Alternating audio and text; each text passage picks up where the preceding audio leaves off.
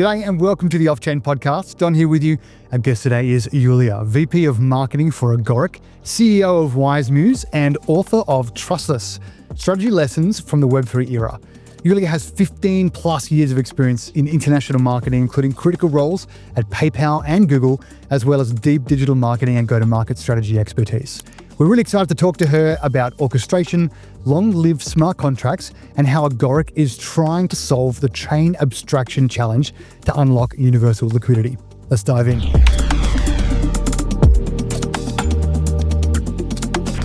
Tell us, what is your Web3 origin story? How did you get started? Sounds good. So my career with crypto started in 2019. Before that, I think, like a lot of people that heard about crypto, about Bitcoin from its creation, it was actually in 2008. I joined Google in 2008. And I joined Google 3 weeks before their first hiring freeze. They weren't laying off people back then. It was just they froze hirings because 3 weeks after I joined, the Lehman Brothers collapse came.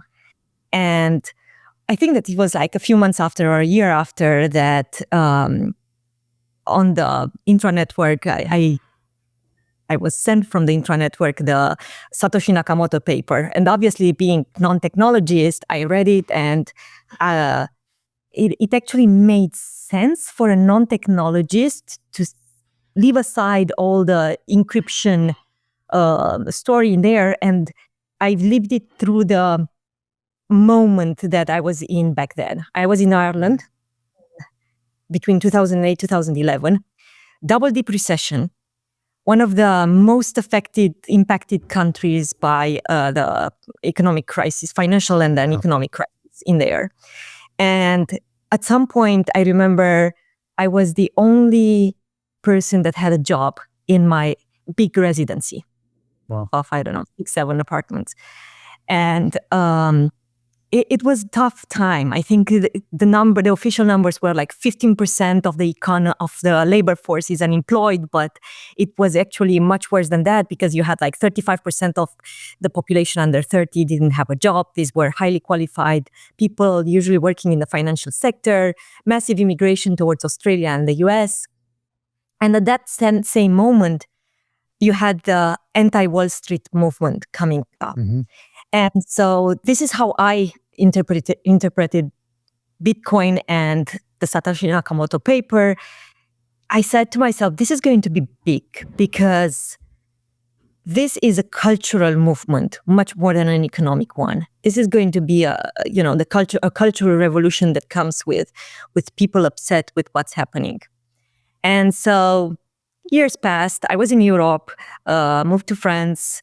And I think in 2015, I think Coinbase finally opened in UK, and I tried to buy Bitcoin for the first time, and obviously I couldn't do it. I am Romanian, born and raised in Romania with a passport back then. I became French in the meanwhile, but back then when I applied, I got a notification from Coinbase that basically they weren't able to match my passport with my local phone number.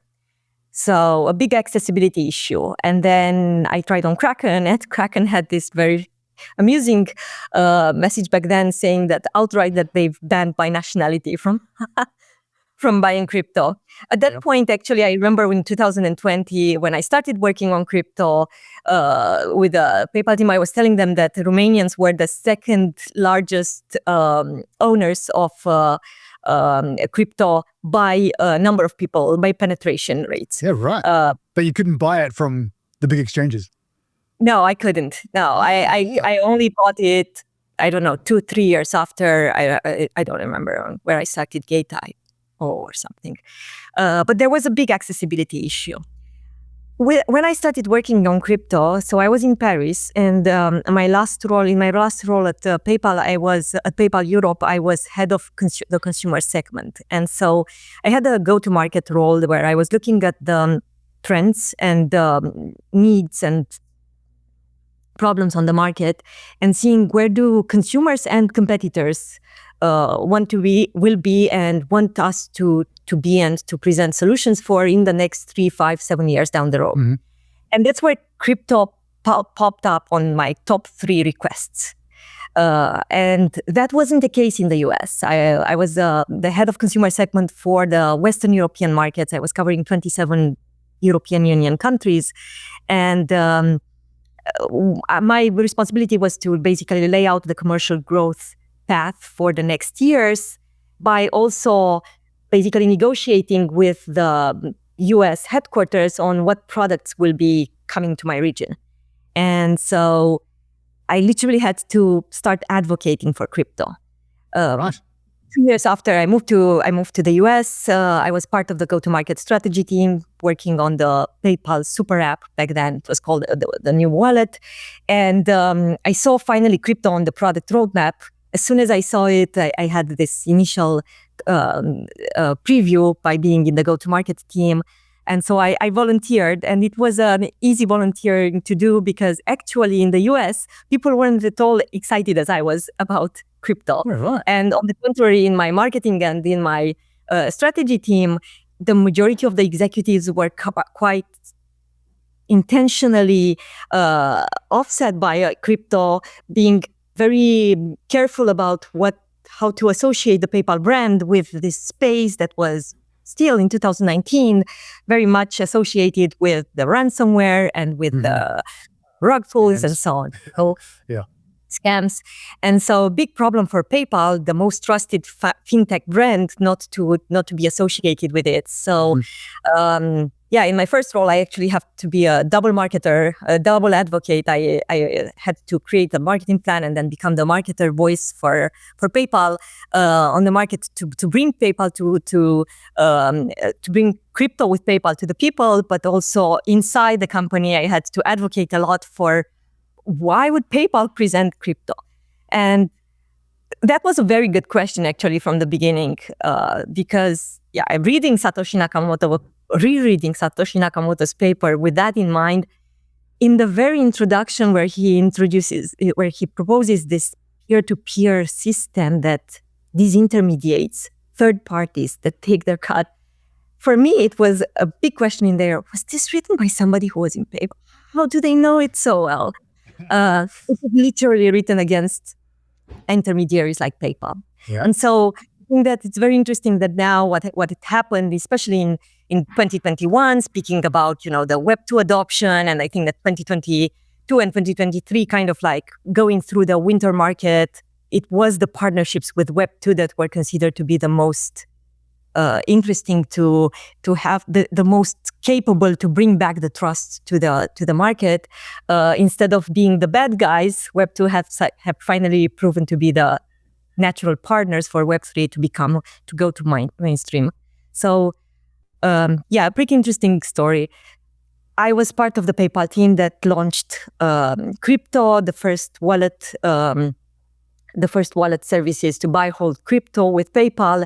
That brought basically trust in the market. It was literally, we were looking at the inflection point. We weren't looking at a banana. We were looking at a joystick number graph that was showing that you had PayPal entering the market, and that actually flagged the institutional trust. And then we entered October 2020, November 2020, the big joystick inflection, and the institutional investors entering the market, and the boom from the 2021. So that was PayPal. If PayPal was instrumental in providing trust for the rest of maybe Web 2 and certainly traditional markets, what was it internally that helped PayPal go from this is too risky and you don't want to be, the risk associated with the brand and whatnot? What was it internally that tipped the scales to actually this is something we need to be a part of? I think there were two things. There were people and numbers. In terms of people, what I did say about the mistrust, that was coming from marketing and from the guardians of the brand. Yeah. But there were visionaries also and people very close to the technology, and already a core team put in place that is still the current team, has become so much bigger, that understood the impact of the innovation on the payment rails. And the CEO back then really believed that the future of payments goes through blockchain rails. Yeah, right. The technology from an adoption perspective, perhaps then, was already internally, there was already the goodwill towards seeing it being utilized. I think so. Yeah. Numbers-wise also, I think that what we were seeing was that the consumer market was there. They were ready to adopt it, except that they were doing it with the wrong guys. Like, the curiosity was there, and what people wanted was a trusted partner to hold their hand. And it was, so that's what PayPal brought in. You had a wallet that you already trusted. In the US, they have like 200 million consumers. In the world, they have, 60 million. I don't know. No, it's more than that. I don't know. 100 million. And so it made sense to use your normal, regular wallet that and that is easy to use, unlike the 24 digits numbers that you have to remember with other. So for you personally, you saw Bitcoin, at least, really from its inception, or at least you're aware of it from back in the Google days. I call myself a crypto native. You call yourself a crypto? Yeah, absolutely. I mean, you can claim OG if you read the Satoshi white paper, basically the year that it came out. I think that certainly qualifies. When was it that you thought, from Google to PayPal, when was it that you thought, you know what, this is not just kind of a side thing. This is the thing that you want to work on? Was it that time of PayPal when that team opened up? Sooner than that. I was in Paris, and in 2018, I had this friend that called me he became my friend, a person on LinkedIn. He called me for a discussion about what would have potentially been my new job if I had stayed in France. And he was developing this amazing project to revolutionize the rental market. Now, France has a normal proportion of people that rent their accommodation versus the owners. And his idea was, actually, we can create this association of accommodations, of condos, where you basically pay your rent by paying in a certain crypto economy, and the tokens give you the right to ownership, a very fractional ownership method, business model. And in years after, that ownership right will give you basically the right to use all the token rights that you've accumulated during the years to actually buy a place. And it doesn't have to be the same place. So the project was magnificent. He actually already had a few partnerships in terms of institutions willing to basically put together to compound their accommodation offers. And I think that they were live on the market for a few years. In the meanwhile, I think that personally with my family, we decided to move to the US. So I didn't follow through, but it was just so clear that there is a new type of economy being opened out there, and I really wanted to join that.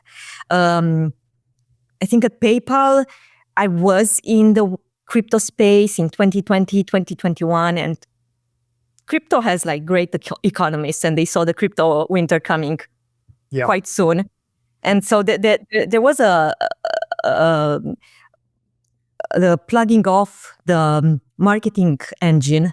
And I actually wanted to go deeper into crypto. I was proposed a bigger consumer financial services role going towards their savings account and so on. But I wanted more of crypto, and I wanted to go to the basics and understand the technology. So that made me leave and join a layer one privacy preserving blockchain project. Yeah, let's talk about that then. What are you working on now?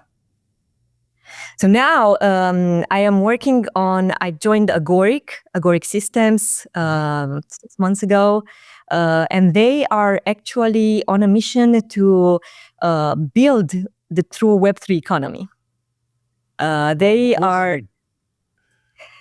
producing the orchestration for Web3, and orchestration is actually the technology needed to be able to build the true Web3 economy. the story that we tell is that actually, if you look at where we are now, we don't have a Web3 economy right now. We have 2.7 trillion in liquidity, the market cap, crypto. We have a flourishing technology stack that has gotten much better during the years. And we have maybe, I would say, two killer apps, maximum killer applications that come from the Web3 space. One is crypto as cryptocurrency, as alternative to fiat in a few specific countries in the world. And you can pinpoint them, and I think that you can count them on the hand. Like you have Nigeria, you have some Latin American countries, you have Turkey, very specific and very much linked to the political and geopolitical environment and macroeconomic environment in there. Far, far from the cryptocurrency promise of the anti-Wall Street movement. Sure. And the second one is stablecoin. And again, the stablecoin use case that was made very famous this year by PayPal. I mean, there were stablecoins obviously on the Web3 market, but it was just not going outside of the crypto tribe. And then I think that now we see it permeating into all sectors, and everybody's interested in coming out with stablecoins. But that's it. And these two applications don't make not even a full use case. Yeah. So we don't actually have right now. The adopters were let down by what happened in the past, in 2022 with the big crashes and then the crypto winter that came. We have, and that is also because we have basically zero innovative use cases that actually prove the utility of crypto. And we have, we don't yet have the technology that allows for these use cases to appear. So the Agoric's theme is that the current use cases that exist on the market are shy, only too shy. Applications are too simple. And that is because the technology needed to bring to market valuable and easy to use, seamless experiences for the users doesn't yet exist. And Agoric says that we have it because we have orchestration when we bring it to Web3.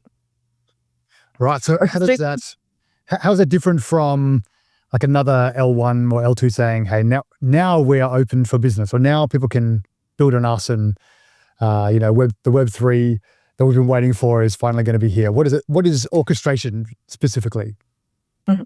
So let me ask you this. Are you a technologist? I wouldn't call myself that. More than the average person, but not compared to the average crypto person. Okay. In Web2, the concept of orchestration is well established. It's a method of building complex applications. And it's what enables basically these complex applications to put together different pieces of the puzzle, different services, solutions, and build complex work streams. And what you end up with is those amazing applications in Web2 that are super complex behind the rails, and where the user does 2 clicks to get home delivered by Uber Eats, food delivered by Uber Eats at his home, or what enables Netflix to provide that that amazing seamless experience when you want to streamline and watch movies streamed on your own laptop. So orchestration is a method of building complex applications that render an amazing seamless experience for the users. And that same orchestration method, we bring it to Web3. What's maybe different from other layer ones is the fact that one, we have it live. We launched it about a month ago, and it's actually an API. It comes as an API available for developers to build on top. The other differentiating principle that Agoric has is that, unlike other layer ones, we are not coming and saying, "Come and build on us." We are big believers in the multi-chain vision. I think that it's here already. In order to properly and usefully put your assets to use and have this Web3 economy, you actually have to navigate several systems and several chains. And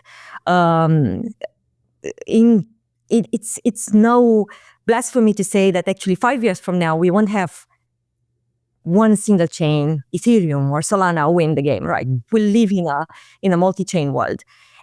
And every chain built on these ecosystems will actually need to be interconnected. And so we are not competing with the other layer ones. We are the glue between these layer ones. Maybe let me ask you this question. Yeah. What's the most useful application that you can think of in Web3 that you use? The most useful application, it's stablecoins is the most useful application that I use in terms of, I mean, there's a lot of different applications, but that's certainly one that is most used by me and probably most important to me. If all the other ones disappeared, I would still use that presently. Right. So the problem is that one application, as I said, doesn't make not even a full use case. Yeah. Right. And we think that there are amazing use cases out there, and we've started to work on them with our partners. That's where you basically want to, for example, my favorite one is I want to use my yield from my staking activities in order to pay for my subscription on Milk Road. Wouldn't it be nice to make that happen? Well, that requires a lot of plumbing behind. And right now it's not possible. So that's what Agoric promises. Impossible use cases come to life thanks to orchestration, because with orchestration, we actually unite all these services and workflows in a single application that all of a sudden becomes, it presents a seamless experience for the user, but at the same time, it brings that additional value of making it, hey, but I can't get that in Web 2. I really need a Web 3 flow for that. So it's not just replacing, I think that that's one of the big questions that you get. Can't you do that in Web 2 and actually simpler than asking me to open a wallet and go through all that technical complexity? Yeah, I mean, so are you then, is the target like end users or retail? Is the target for Agoric? I mean, particularly people who are going to be looking for something composable that they can build on top of or API into? Is it just the general Web3 community of builders? Hey, we can help you do those things that you want to do? Yes, I think the first target is definitely the community of builders. Mm-hmm. We have a builder program, and we are happy to partner with all the builders. And we see all layer 2s, applications that are interested in integrating orchestration. The larger audience is definitely the end users and the retail market, because we think that the value added that we bring to the users is so big. Orchestration is so important for the users that they are the ones that are requesting. Obviously, now it's still in the Web3 community. It's users that say, yeah, orchestration is what we need. I think that another trend that I think that you followed in your podcast is chain abstraction. Yeah. And I think there is the up and coming narrative right now in Web3 is chain abstraction. Yep. I think 3 months ago, I was happy to see that there was an AI research company that published a report about the top Web3 narratives, and they had chain abstraction as the fastest grower. So that's like almost 600% growth since the beginning of the year.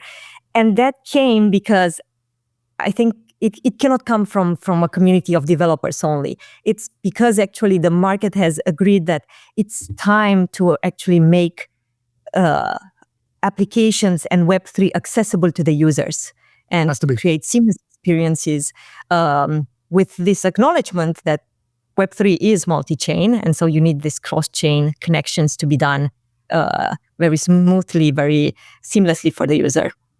Oh yeah, like you mentioned, just those two Web2 applications in Uber Eats and Netflix, for example. If you have to put in a 24 word passphrase every time you want to use it, or if you have to, I don't know, log into your Trezor or your Keystone or something like this to transact in those kinds of ways, it's prohibitive to end users. Like the proverbial grandma, for example, how are you going to onboard your grandma without chain abstraction? Be very, very few. And so, yeah, for me, that's actually one of the most exciting things to come out of 2024. Obviously, like integration with AI and a bunch of other things actually have been really, really awesome. Let me ask you something. Do you remember when you bought, and I will make a presumption here that you bought NFTs. Yeah. Do you remember how long it took you to buy your first NFT? Oh man, well, the first many NFTs were part of initial mints. And so they were kind of just rushing to get in on the first 8,888 or 10,000 or whatever it was back in the day. So in terms of actually purchasing NFTs, mostly it was minting for me for the first lots of them. Yeah. Okay. So just in terms of minutes, I bought my first NFT late in 2021. Well, not late, because the craze actually started in April 2021, and I think I bought one like six months after. But I missed the ape period. Oh yeah. The ape wave. But the first time when I bought my NFT, it actually took me 2 days, and I had already been working on crypto for 2 years. And for me, the blocker was a mix of trust and accessibility. First, it was choosing the right wallet. I started with a wallet that had a name that I just couldn't trust. It was Trust Me Wallet. That's kind. Oh boy. Right. With an address of the company somewhere in Northern Eastern Europe. So it's question mark for people that have had anti-fraud training every 6 months at PayPal for 10 years. So the second thing was actually accessibility. Getting to buy, and I think that was even more problematic with my second NFT. It took longer because I already had my ETH.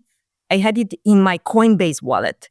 And I wanted to buy with OpenSea that was asking me for wrapped ETH or some other. I ended up buying with wrapped ETH, but I tried with something else from my portfolio, with another asset, and it just didn't work. And then it took like days for the transaction to complete for the wrap. And so this is what Agoric orchestration does. We've just announced a partnership, for example, with Native, with a very simple promise: no bridging, no wrapping, just Bitcoin. So what the Native team does, it's bringing Bitcoin natively in the Cosmos ecosystem without any bridging, without any wrapping, just with orchestration. So the user doesn't have to do those things to transfer assets. That's what orchestration does at the end. It enables you to basically use and move and coordinate your assets simply as a user. And then we enable developers to come up with more and more complex applications with crazy ideas of what you can do with those assets. Right now, as I was saying, the use cases are shy, and it's almost like just a simple swap, what you can do with your crypto. Yeah. You move it from A to B. What's cool with orchestration is what's coming from the power of composability. That's what the JavaScript language that has been used to write the Agoric programming language is enabling composability. So you move your asset and then you're able to do something else with it. Like I want to, as I mentioned, I want to pay my bill with this, or I want to use my yield rewards to put it into a savings account and do compounded savings and so on. So that kind of crazy, complex, rich featured applications are now enabled by orchestration. How far away in terms of weeks or months or years do you think we are from somebody being able to use an app, say on their iPhone or Android, and utilize orchestration or utilize blockchain in the background in a way that maybe they're not even aware of, or maybe they are aware of, but it's so simple as an Uber or a Netflix? I think we're not far away. I think that we are a few months, half a year, maybe a year away. I see so much interest, and I see the narrative going so much now towards from chain abstraction that is kind of like a method. It's a challenge of how to build these applications. Now I see the interest going into, okay, what are those app chains or, at the end, applications that have now been enabled by these amazing technologies. And I'm working very closely with the ecosystem of builders that we enable, and I'm seeing some really cool, nice ideas that need a few months to be built and put on chain. All right, that's amazing. Yeah. To think that kind of stuff is only a couple of months away. Yeah, that's right. Well, so again, I think 2025 is going to be massive for mass adoption, and exactly because of the kinds of things that you're trying to do with Agoric. Right. I think that Web3 has amazing promises. I think that I joined Agoric because I was very much like, I felt a fit with the team building it, and one of the main reasons why my founder told me that he's in this industry, he said, is for the efficiency of the technology. Right, it's simply a very efficient technology, and there is a reason why all these payments companies are looking to move all their operations, their traditional operations, on blockchain rails, and all the national banks are looking at the blockchains, right? And but that remains just a technology. It's not the promise of Web3, the decentralization and the transparency. With Agoric, we are working for a decentralized space. Another promise that it's not linked to Agoric, but that I'm very much waiting to see for the Web3 to enable is privacy. True privacy can come with the ability to own our identity and actually enable us to use services without actually exposing our identity with zero knowledge technologies and so on. So I think that there is cool things that will come. I think that there's been that is one of the heartbreaking stories in crypto. There's been a lot of pilots and trials that unfortunately have been shut down because of the wrong moment, because of what happened in the industry in 2022. So I'm really very excited to see health on blockchain. That's one thing that actually, for example, I know that it's already being done with permissioned blockchains. Putting your data on the blockchain and allowing for massive amounts of data to be used to do proper research with blockchain technologies that like zero knowledge that allows you to keep that data confidential. So even with MML and with AI, you actually can't touch those use cases because you have a problem of privacy. You can't touch patient's data, whereas with blockchain technologies, you can, because you can enable for privacy. Oh yeah, I think for health in particular, blockchain, once we actually finally utilize those ZK proofs and even try to find ways to incentivize people to share their data, and not just people, not just individuals, but even researchers who might not be able to utilize their data in a silo, but it might contribute towards phenomenal advances for humanity alongside other people's siloed data. Man, we again, without exposing the data, could be phenomenal, actually. What are your favorite use cases that you believe will be soon unlocked by Web3? Oh, definitely that. So the unsiloing of IP, where people don't want to share their data, but they might be able to create meaningful intelligence with other people's alongside other people's IP without exposing their IP. I think that in terms of health, in terms of finance, in terms of defense, there are so many like phenomenal applications of that kind of technology being utilized. And then blockchain helps to incentivize people to do that as well. So not only is it the means, but it's also, helping to motivate people and institutions and governments and researchers to actually utilize their data. And then again, like I said, even for every individual in the world to be able to, there may be things that aren't particularly interesting about me, but over a population of hundreds of thousands or millions or even billions, we can potentially get really excellent data. Right. And be able to, again, utilize that in a way that doesn't impede upon or impinge upon somebody's privacy. There's no there's nothing exposed about them. It is abstracted from them completely and provably and trustlessly to create, again, really, really good intelligence that can benefit humanity. The fear is, the flip side is, it could be utilized not to benefit humanity, but it could be utilized for nefarious purposes. But again, I think the blockchain can help in that as well, in terms of who gets access. And if you have control of your data, I have control of my data, we can then even segment that individually and across populations in terms of who we trust and who would like to have access and all those kinds of things. So I think that. So here's something interesting that I've learned from a privacy guru, from the CTO of Partisia blockchain. They are privacy preserving blockchain, and they do zero knowledge computation. And what he taught me was that I should never confuse privacy with anonymity on blockchain. Yeah. Privacy allows us to protect the privacy of somebody when we need to protect it, whereas anonymity means actually it's a recipe for mafia. Sure. Business models. And actually blockchain, thanks to the principles that it was built on, it allows for full transparency and auditing of data.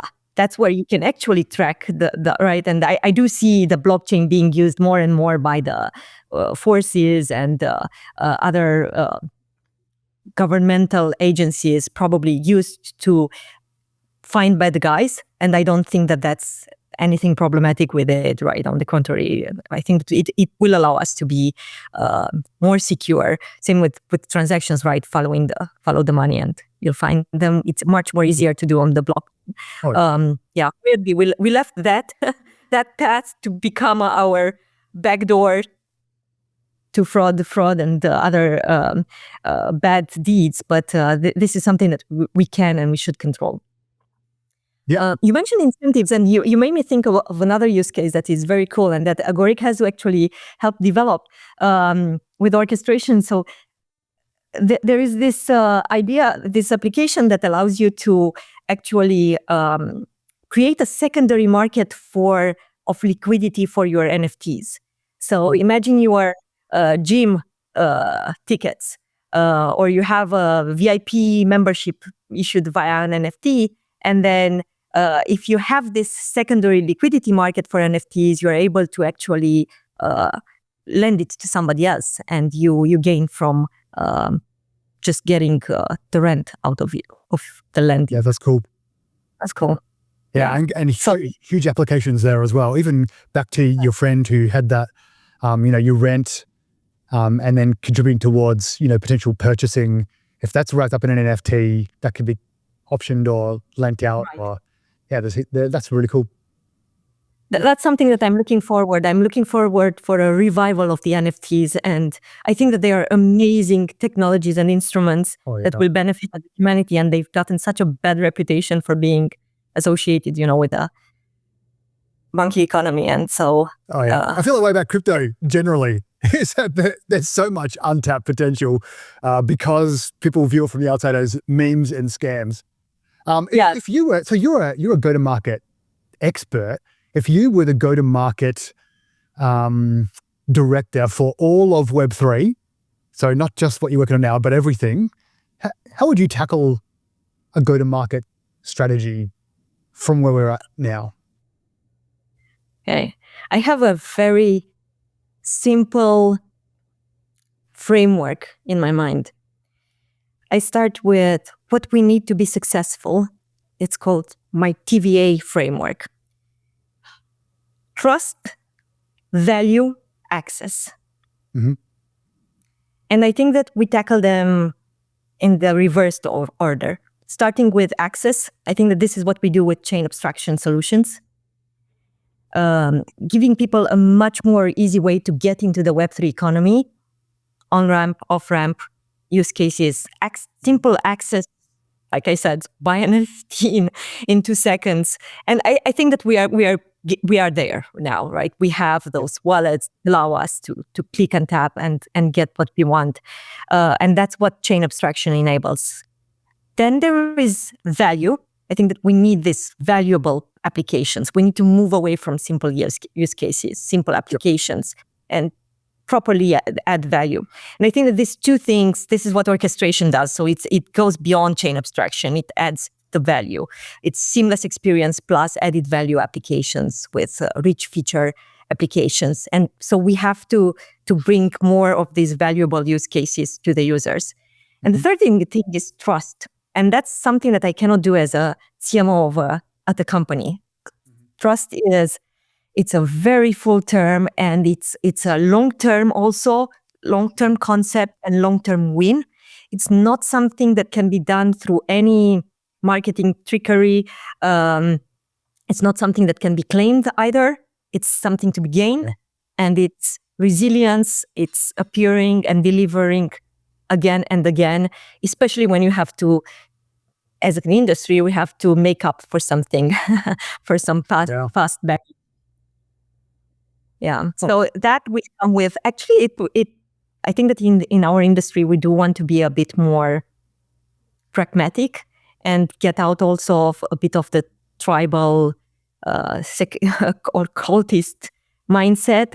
I see instances, for example, where we get enraged by some justice decision to punish a certain person just not wanting to comply with the laws. And I think that if we end up a bit more controlling ourselves, being more mature, and acknowledging that there are things that we should do in order for us to be trusted as an industry, as a public good for the society, that will definitely help strengthen the trust. Have you thought about how do we handle the game theory of that, where we are decentralized philosophically and materially, as an industry, if you like, and if 90% of actors are good actors and agree together, well, we won't participate in some of the margins, the areas on the margins, but yet there's 10% that still do. Is 10% just the cost of doing business for us, or is there a way to dissuade bad actors? If we're thinking about because we do have this trust deficit, where we're running, we're in the negative on trust. We need to bring that back into the positive, and obviously having many good examples of trustworthy, and perhaps we could get to a position of trustlessness, which I think is part of the goal as well. Nevertheless, there's people who aren't trustworthy still operating because there's a wide open door for that. How do we incentivize, do you think, people to do the right thing other than just a jurisdictional regulation slap on the wrist all the way through to fines or jail time even, perhaps? So I do think that it starts with an acknowledgement that we have to do it, that we cannot allow it just because they are a crypto bro, we allow them to do it, to get away with it, and we defend anybody in the name of the industry. That would be one thing. The other thing is, like you said, is by delivering more and more trusted, more and more useful things that come with, hey, that's cool, and it comes with the value added. And then if you continue to add that without any scandals, without any problems, I think that in time you can gain back the trust. Incentives is a very good mechanism that you've thought of. But there should be, so in the game theory, there is the win-win. If we end up gaining as an industry the trust back, and everybody in the industry now is discussing about getting the mainstream back, getting back the mass adoption. That's what we gain by actually, all of us gain from getting our trust back. So I think that it could come from also like self-discipline and so upholding a bit better our values. We can't just close our eyes and say that's okay in the name of the wallet. Yeah, in the name of the profit. Yeah. Yeah. You literally wrote the book Trustless. What inspired you to write just to write a book in the first place? Obviously, you have to be knowledgeable about it, or it's preferable to be knowledgeable about something if you're going to write about it, but then to actually sit down and put, proverbial pen to paper, that's a very big deal. What's the primary message, or what was your primary motivation behind writing Trustless? The click, the moment where I wanted to write the book was when it was in, I think, March or April last year. Yes, 2023. And I think that it was the bottom of the market, and I had this deep ache that, oh man, our industry is dying. Yeah. I told myself it's such a shame, and I was reflecting about my own job and career. I was saying, yeah, and reflecting about our responsibility. I was very much. I've been stuck on this phrase that I think that IBM coined it about the blockchain industry, an industry of hype and hope. Yeah, and I could see those missionaries in the industry that are, the scientists and the technologies that work to bring hope with technology. And being in Eastern Europe, I know that technology actually allows us to bring leaps in civilization and into development and into growth. And then I was thinking about hype, and I kind of felt like, I'm a marketer. Am I responsible for the hype created? Did marketing kill the industry, right? It's the hype, it's the overhype. And just thinking about it, I was like, that's not quite well, because actually, if I look at the marketing that was being done in Web3, that's amazing go-to-market and marketing principles. And I was actually considering it. I was telling to my friends that back then they were still at PayPal when they were asking me, so what's different in the Web3 world? And I was telling them that, whoa, we are doing things that PayPal would love to do, and Google as well. And I was thinking about community marketing. And I was thinking about, the problem that these companies have is, right, massive engagement problem. Competition is one click away. Look at what's happening with Google, the search engine now, right? There is a technology that comes and that is better. The user has no loyalty. It just goes in there. Well, Web3 has created the right model where you actually get people to be the token holders. Mm-hmm. Your model of incentivization, everybody's a stakeholder, and not just a stakeholder. We have voting rights and so on, and all of a sudden everybody becomes an advocate for that project. And so everybody becomes a marketer, and you get the ripple effect, and you get all that snowball effect that good marketers dream of. And Web3 does have an amazing recipe of marketing that I think I just didn't want that to go to waste. So I said, I'll put it on paper. And that was the premise of the book. The motivation was to write the new go-to-market, the way Web3 imagined it, while also highlighting the errors, what made us lose the trust and actually become less trusting, less about hype and more about doing the good things. So that's what I'm trying to do in the book, to balance the highlighting the good things, the innovation that came in the space with the errors committed. Yeah. Do you think that the Web3 community is ready to move away from vanity metrics, like as a measure of marketing success? Are there things that the Web3 community at large are doing? Do you think that we should, you don't want to throw the baby out with the bathwater, proverbially. The things that are doing well, like I said before, PayPal would love to do some of the things that we are doing collectively. How do we maintain what's good if what's helped to get us to what's good has been not great?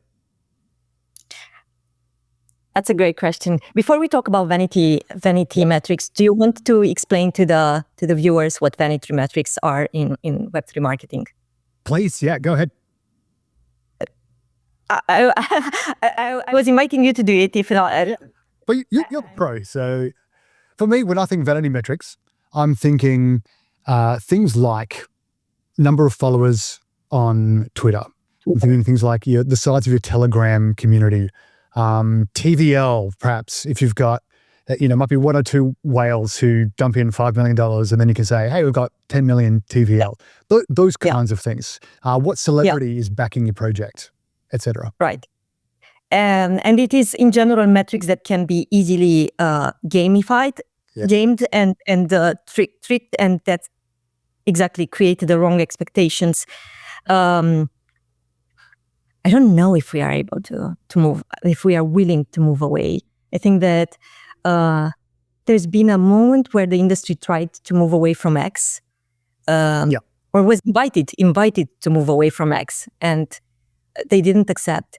That's something that I've very much reflected the culture of crypto, right? Which is a very much a cult culture.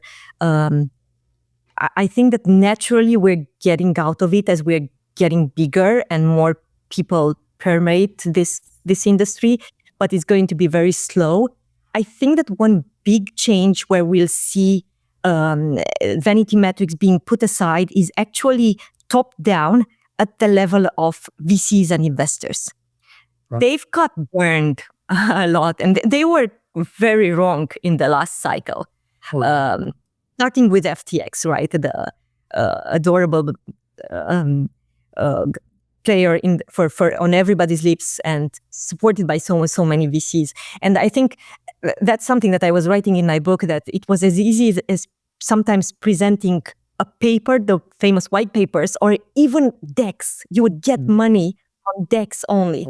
Just presenting your vision and saying, I have a project on blockchain, and it would enable you to get a few tens of millions from VCs that had this tens of billions to spread out, right, and to do their optimized, diversified portfolios.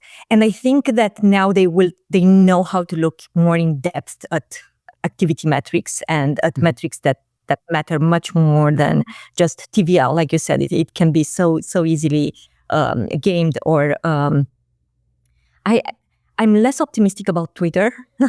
I see constantly a revival of using that platform and the cult for the founder and for the usage. I think what it will be maybe is that it will be more reliable to use them as we get rid of the bots and of the bad practices on Twitter that allowed to gonflate the numbers. But as long as the incentive is so easy, the airdrops, magic money from the air, and it's so easy to spread it around and immediately make your numbers, I think that people will do it. That's hard to move away from that. I think with the VC problem, I think, is a little bit self-correcting in that back in 2022, before Luna and FTX went down, we're in zero interest rates period, like that ZIRC period, where there was a lot of money, and it was almost costly to have cash. And so you had to allocate. And if you were doing a big raise, you had to get that money out the door. And so, so you had a $1 billion fund or $100 million fund, $10 billion fund. You can't just hold on to that money because zero interest rates out there, money's flying around. So there's an imperative to allocate. And so people could just go with vaporware or, like you say, a white paper or even a deck. And I know, again, personally, people who had raised a lot of money, 7-8 figures on a deck.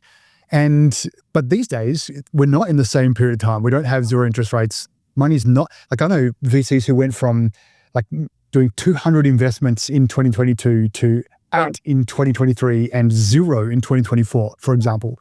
Well, at least the first half of 2024. Money's starting to fly a little bit more now, but my hope is we've learned the lessons from 2022 in particular and beforehand. Retail might not have caught up, but hopefully VC, and that will, again, hopefully trickle down into the average investor, not just aping into things like we had before. And we have competition.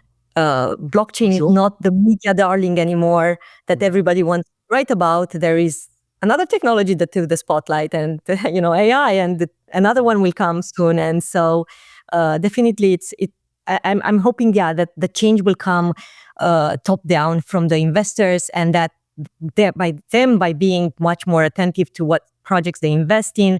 Also, the crypto winter, I think that it helped without a lot of the bad guys or non-serious projects.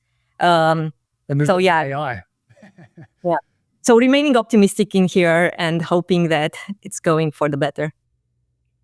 That's great. What are some of the things you're most looking forward to or most excited about coming into 2025? That's a good question. Could be Web3 generally, could be to do with AI, could be things you're working on with Agoric. Let me leave that aside for a moment. I think the first thing that you said, put together, get me very enthusiastic. I want to see real. I think that's been another vaporware in our space where I saw a lot of this crypto media mentioning AI into the crypto industry, and most of the AI projects have nothing to do with crypto.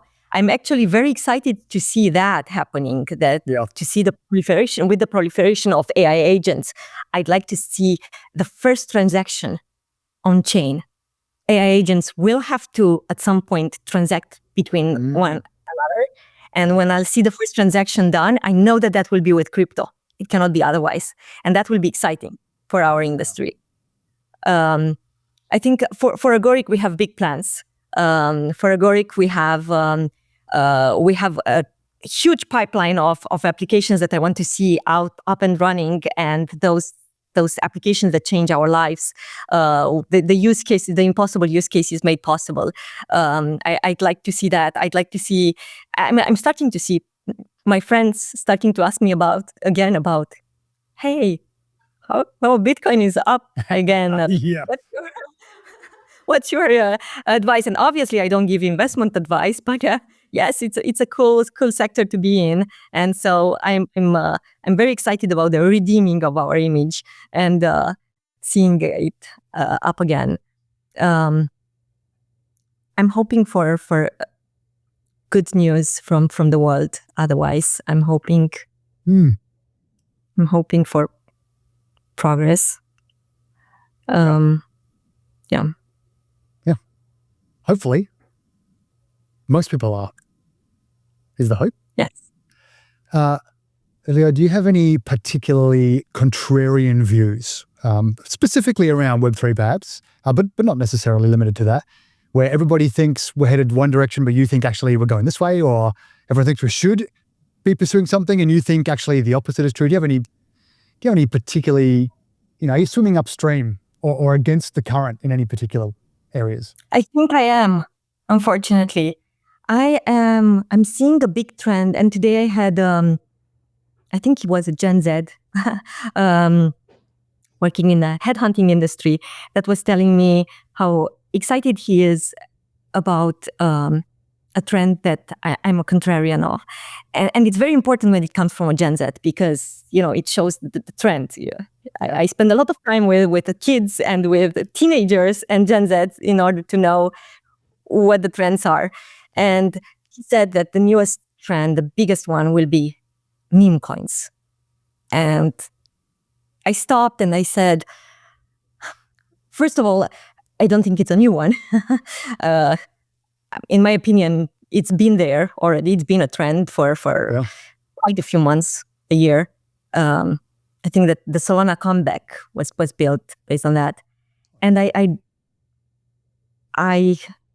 want to believe that our industry comeback relies on real-world use cases and solutions, and on much more impactful economic use cases. I want to believe that the Web3 economy is much more than meme coins. And it's a very unpopular belief in our industry, but that's where I'm a contrarian. Interesting. Do you know, for 5 or 6 years, since meme coins basically have been around, I have been of the exact same view that you just mentioned. I think until maybe a month ago, I read an article where somebody was making the case for meme coins. And I'm not going to try to convince you because I'm not fully convinced myself, but at least it opened up the possibility of meme coins being a net positive in terms of societally at least, the fracturing of communities and the breakdown of institutions and community generally, at least in the Western world, but growing across the globe, and how perhaps some of the things even that you mentioned before about building community and people becoming advocates and finding some sense of, if not purpose, at least camaraderie with other people towards a common goal. For me, I would also love for that to be something that's doing something like that the net effect is good, not the thing they're building also contributes something, not just that in the building they are deriving some benefit. Obviously, that would be ideal. But at least it made me think, oh, you know what? I've been against meme coins for so long and vocally as well, particularly because of the damage I think they do to the industry as a whole. But at least that for me made me go, okay, maybe I have been closed off to some of the social benefit maybe of meme coins. Anyway, I just wanted to throw that out there. That's a good way to tell me to approach. I'm open to changing my mind. So social benefit, that could be one angle I didn't think of. I promise to explore it, to keep an open mind. I can't promise more than that. Yeah. Again, the jury's still out for me, but at least for me, I've been right on board with exactly what you said. And just again, a month ago, I thought, oh man, that's very interesting. Iulia, where can people find you online, hear more from you? Where can they buy the book? How can they hear more about the things you have to offer? I am on Telegram at Iulia Mihailescu. I would say Telegram is the safest one. I am. I think I counted for somebody. I'm on 6 or 7 social networks, and I can't remember to check them every day. So that would be the safest bet. My book is available on Amazon. Trustless strategy lessons from the Web3 era, and follow us on Twitter. Yeah. All right, we'll put all those details in the show notes as well. Agoric. Really, really great to be able to chat with you, and looking forward to what the next couple of months holds for you and for Agoric. Likewise. Thank you for the challenging questions and for making me starting to doubt maybe some of my opinions. Thank you. Not at all. Good on you.